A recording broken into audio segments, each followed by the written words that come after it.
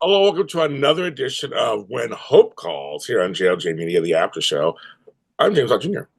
And we are talking about season two, episode five, the penultimate episode. I can't believe it's almost over. Like I said last time, just like that.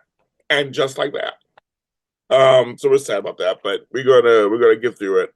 I want you guys to know that I've set up some interviews with some of the cast. So after this episode and episode six airs, there'll be some more episodes coming from me. So just stay tuned. More is coming. I want you to do that. So I see I'm back on my big screen. I actually, what was going on this morning when I went to record this, my power was out, my internet was out. I had to call AT&T to come out twice to fix it. So I think it's fixed. So far we're on. So we're gonna try this, kids. So I'm glad to be here. I just want to talk about my show. And that's the thing, kids, hopefuls, adults, anyone who watches the show. This show is, I don't, no other way I can say it, but it's cute. I mean that in the most possibly good way. This show is so cute. I'm telling you, I've been needing something that's not controversial, something that's very sweet, something that's not even heavy messages, just like light messages, not a lot of too much humor, not like some humor, some drama, not too much shooting. I was like, I just need something nice, and this show provides it. It really does. I feel good afterwards. That Alfonso Moreno magic, I guess.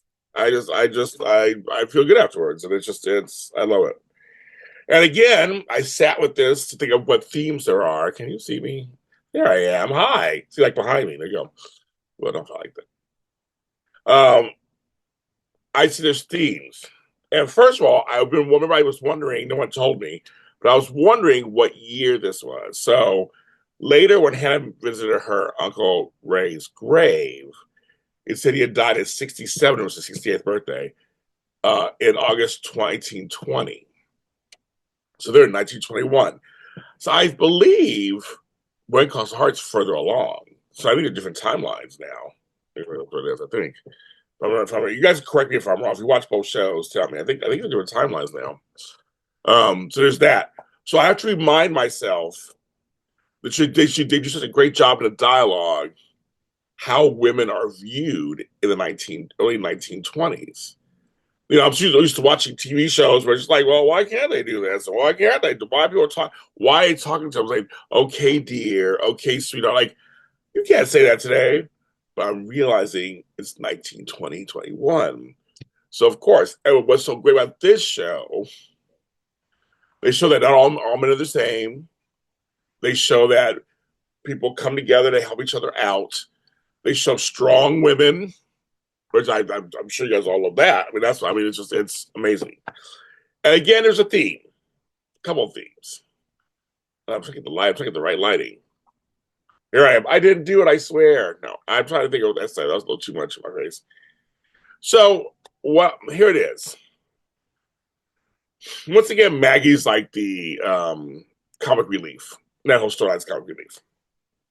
But Nora is, you know, out there trying to prove that she's a good lawyer, that she has substance. Hannah, basically same thing. That she has substance, that she can learn. That the way that these people talk to them is like, oh my god. I mean, Hannah at every turn was basically told, "What are you doing?" Like, girlfriend, you know you can't run this place. You can't run two jobs. What are you doing? I mean, every turn she kept just getting just crapped on. Another word to use. Sorry, folks, that seems harsh, but she was. But I love how the show shows her inimitable spirit, where she says, "No, I can do this. I'm going to face." They also show how vulnerable she is. Like when she's talking to Maggie or Nora, she's a little vulnerable, but she's just like, "I'm going to do this. I'm going to do it." And that's just that. It was my uncle's. He loved this ranch. We're going to do it. Nora's like, "I'm going to find out what's happening to Sam. I'm going to push through." And we had this little fun moment.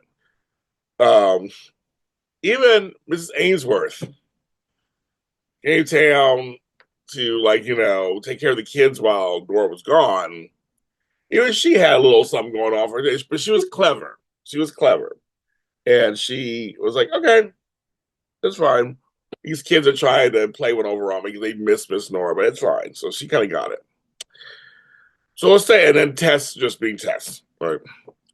So we have a mystery happening. These cattle are being taken.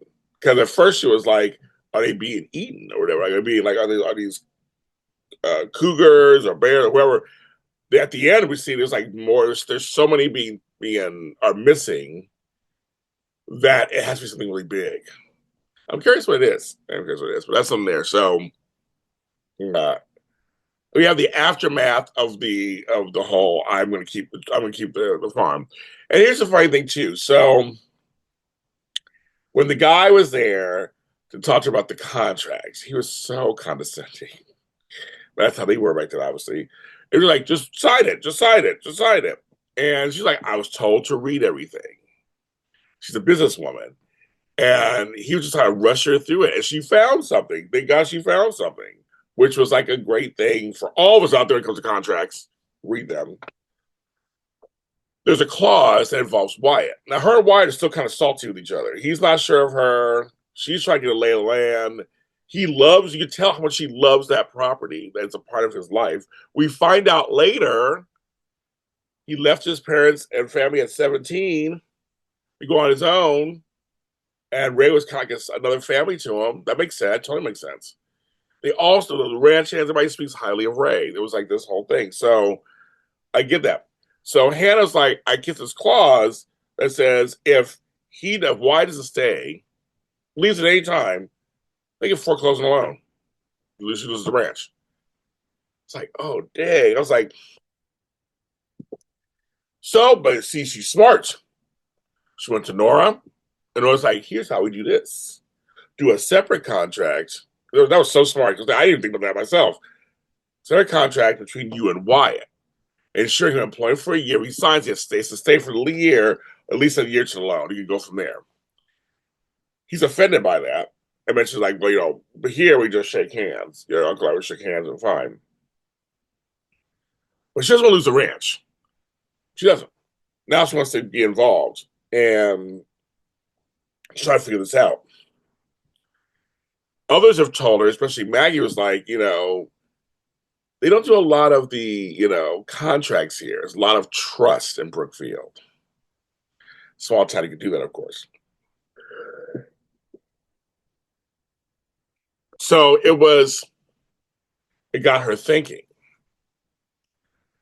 And that's why I love at the end, why it goes off to help with Lucy Clay to help look for the cattle and stuff. Her and the ranch hands, they come to her and was like, we got to work. I don't want to get you, again, I don't want you to get dirty. I want you to think. She's like, my uncle would have me do chores. That's how that works. And so she did chores. She hurt herself, but that's fine. But she's a tough girl. She's out there doing chores, putting in her weight, which impressed Wyatt, of course, too, later. So in the end, there's a sweet moment when he shows up when she's talking to Ray, talking to him at the gravesite. And she thought he was thinking about him too on his birthday. And in the end, he says, he signs the contract. And again, Wyatt's a straight shooter. It's just like, it's just what Ray would have wanted. And then at the very end, she actually tears it up and they shake hands. I love that. Beautiful message. Beautiful, beautiful, beautiful, beautiful, beautiful message. Can't go wrong with that. Can't go wrong with that. Nora and our guy Michael go on a little adventure. So Sam turns out is turned down. His claim is turned down. So those claims they had the mines first. They went there first, the whole thing. He's like, it's impossible. Nora's like, okay, well, I'm going to go. I'm going to go and figure this out. Mike has to go that direction too. So once again, they're on the road. They get there, he takes care of his business. This clerk, Mr. Smith, piece of work. Piece of work. He is so condescending. Won't help her. Sorry, too late. While he's looking away or whatever, she's smart. She looks and sees the name Rufus Shepard. And she's like, there's 3 claims here.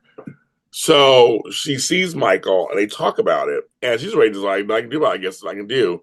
He's like, let's have a little adventure. Loved it. A little sleuthing. Loved it. And they do a little thing where they come in separately. She asks for some information. Of course, the clerk turns her down. The gold office turns her down. He played. Michael comes in playing like I'm looking for this guy, and I was on a pair of bag. It was kind of funny the drawing. Distracts him whilst our girl sees his name is Ruby Shepard. She gets his PO box, and they realize, and later, so the plan works. And later they realize he can't be at 3 places at once. There's these 3 claims all at the same time. He can't be at 3. It's something fishy. So they're trying to find the PO box, which that would be hard. Even it's hard today. You can't get like because I have a PO box, but like I don't really know my address. Well, somehow they get the address. I think the postmaster told her something. They go there, and the door's unlocked, like a little cabin. And homegirl walks in. It's hilarious. This dog comes down the stairs. I'm thinking, oh, no, German Shepherd. They're fine. Now here's the part I did not see coming. Actually, I thought we were going to meet a Rufus Shepherd, like a person. I did not. I think I thought I was good at these things. I did not see it coming. That and I really didn't see it coming. The twist. So Mr. Smith and the clerk shows up. I'm like, wait a minute, he's Rufus Shepherd. Kind of not. So we're not far off. Meanwhile, homegirl's inside with the dog. Dog's like friendly as get out. Michael Fletcher, the Mountie, confronts this guy. He runs inside. Then we actually got, again, surprised me too, a little gun knife action. I was like, oh, I didn't like that. We haven't got that. That was the first time this season we got some kind of they tussle and all thing. He's like, come on, sicker. The dog's like, yeah, I ain't doing all that. That dog was hilarious. And what the twist is, which again, so he's behind it. Okay, that's a twist I didn't see. But let's go even further. She's like, meet Mr. Rufus Shepherd. It's the German Shepherd, like literally the German Shepherd. Colorado said, I laughed. I said, that's good. That's a good twist. Writers did not expect that. I thought it was him pretending, but it is him kind of pretending, but it's a dog. That was good. That was cute. That was good. So then after that, then it was like, okay, we get to get arrested and bring him back into town. Rufus comes back. Of course, shades of When Calls the Heart. Mr. Rufus Shepherd is now the Mountie's deputy and staying with Michael. That's cute. Why not? That's cute. And while Nora and Michael are petting the dog, their hands touch. See, this is the part that's pissing me off in a fun way. We don't have 6 episodes. If we had 12 or 13 or even 10, we could see an actual romance with them. Like, see where it goes. But right now, we have 1 more episode. That's it. I'm like, they're slowly inching together. The chemistry's there. So I'm a little sad about that part. Because we're getting a hint of something. And now maybe that's what they want. They want us to want more. So hopefully it's season 3. I can see that happening. Then the other kind of fun storylines with Maggie and the whole thing about the kids getting sneezing in quotes and having to all go to the infirmary throughout the whole show. And she's left with one. It's Miss Ruby, and they had a cute little moment together, Miss Ainsworth and Ruby. But it turns out, and Miss Ainsworth, she's smart. She gathered it after a while. The kids, I guess, just Miss Nora. They decided they didn't want to be there, and they had a lot of fun, and it was all like chores. She was teaching them how to shine shoes and all this stuff. The kids wanted to play, and so Maggie and then Sam watched them, and two cute things came out of it. So it was fun. The whole thing was kind of funny, the lollipops and everything. But also, Sam says to Maggie, "You make a great mother." But I mean, this whole thing, and she doesn't want to have kids. That was cute. They did that together. They had fun together, cute together. And when Nora came back, they're all a family. It was like, you have a handle on this. You guys are a family. I did my best, but it's time for me to go back to where I came from. But she knew kind of what was going on after a while. So that was that was cute. So Miss Nora is making her mark in here. So, There's so many storylines they can keep going with on this show. So I'm curious how they're going to end it. Will it end on a cliffhanger? Well, and I mean, I guess sometimes we open ended. I guess. I mean, I said we don't know anything about season three, so I want season three. I want to see. There's so many things I want to see more of. We got to see Sam and Maggie get engaged, and then maybe get married. We got to see the romance. At least we got to see Hannah, navigate her way, owning this ranch. Test. I mean, the whole thing. We got more to see. But the show is really good. I'm very I was it was a great episode. So that was season two, episode five. At your reaction. So I will do it's Mother's Day when the season finale ends. I'll do my best to do an episode the next day. I would try. So just stay tuned. If you're listening, watching, When Hope Calls After Show is on all streaming on platform services and on YouTube at JLJ Media. I love your comments. Basically, you keep them coming. Hello to many of you hopefuls out there. I'm James Lott Jr., and by the time I talk to you next time, I will be a year older. My birthday is this Saturday, May 10th. I'm turning 56. I can't believe it. I got plans with my twin sister, so many pictures will follow out there. We'll see. But I will be a year older. Wiser? I don't know. I love you guys. Bye.